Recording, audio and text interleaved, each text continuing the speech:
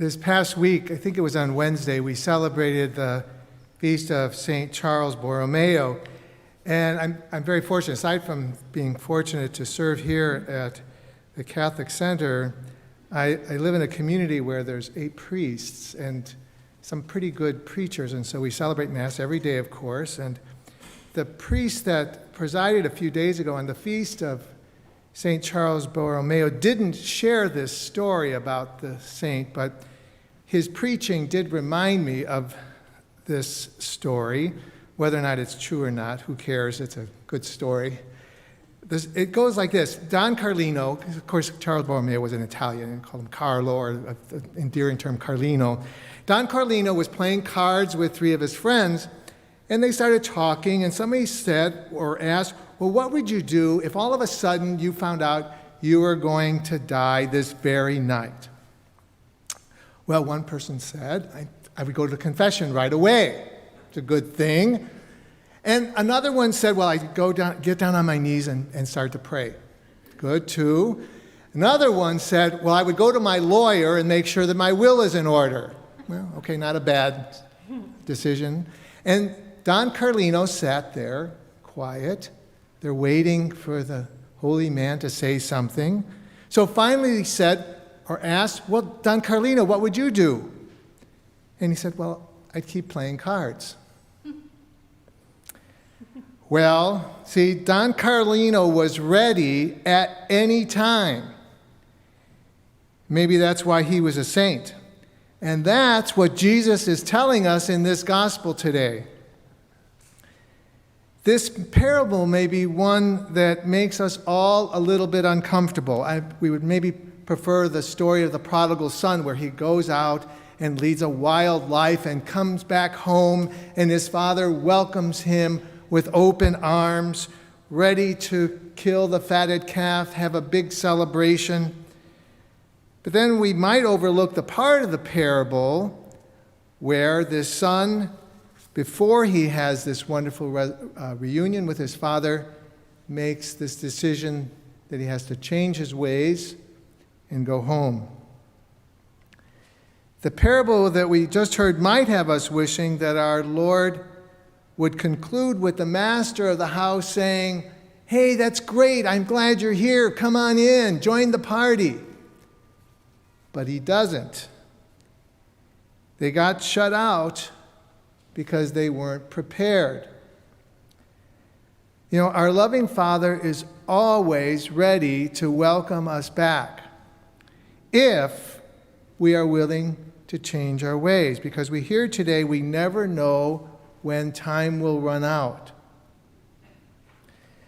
Another conclusion that we might draw, and that I've heard others suggest about this reading, is about this matter of the oil.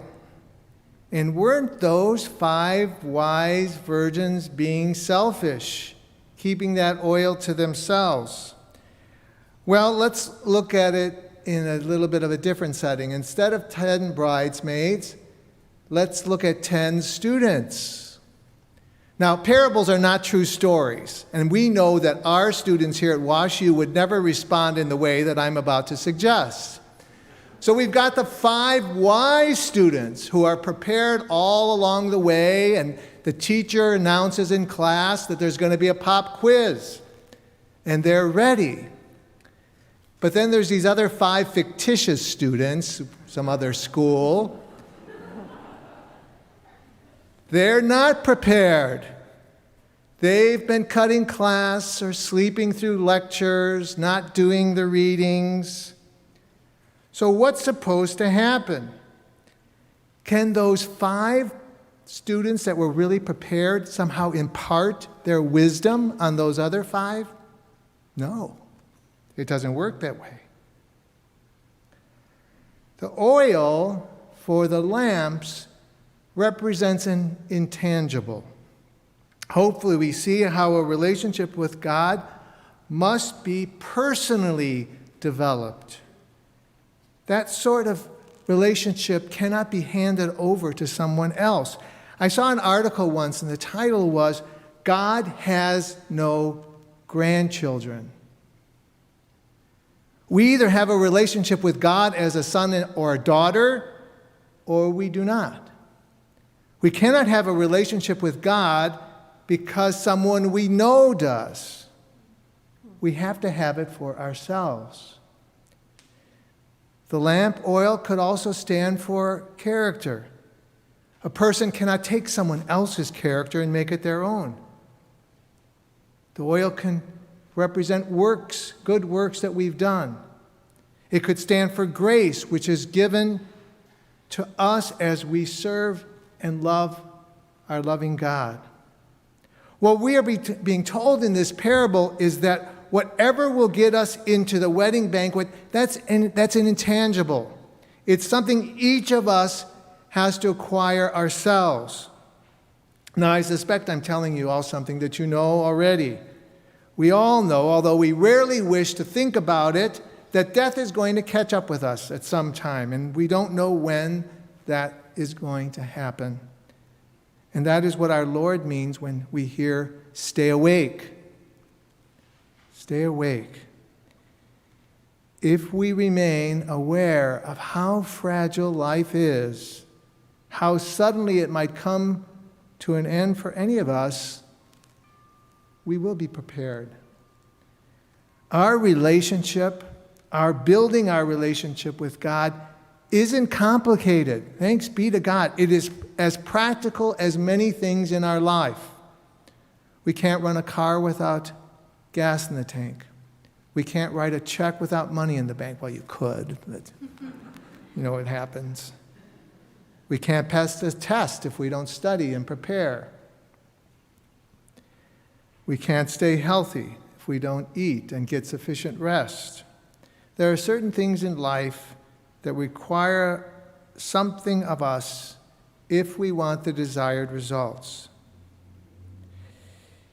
Heaven's like that. Heaven is not a geographical destination where God decides He's going to put us if we are good or keep us out if we are bad. It is essentially a state of beatitude, a state of happiness, a taste and a state of being in love with our Creator, a state in which we must open our hearts now. Well, how do we open our hearts to that love? Well, thankfully, the answer is pretty simple. Jesus tells us, if you love me, you will keep my commandments. Jesus tells us what we do to others, we do to him. Jesus tells us not to have strange gods before him. We cannot put him in second place. All this isn't that hard. We are to love him and recognize all the guides that he gives us are directed toward not only our eternal happiness, but our happiness now. We do that. We love him. We love each other. We are ready. And we can finish that card game.